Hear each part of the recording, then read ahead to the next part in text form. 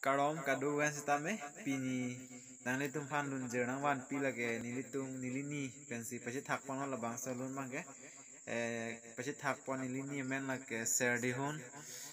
rong hang pi pensi lun pon la si alun bang ke nang raje mumang palon si lun pon la solun jer kadu weta nang kar judun rapet ji fansi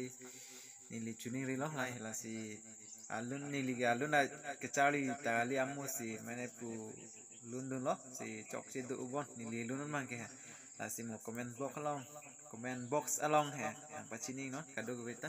la si alun le kado kita na judun no de ha alun le pangceng ponik kena nanti don morik to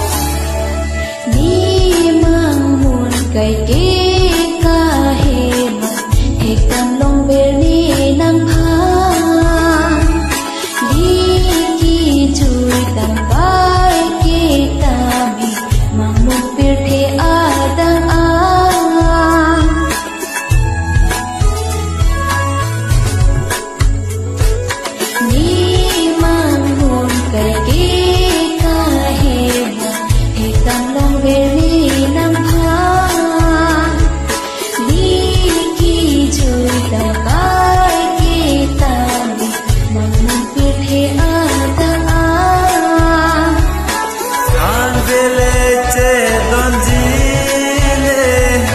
nan phalam cha pilone som si sukir the na diche pasunane pinili kache tolong sengkang sam sengkaro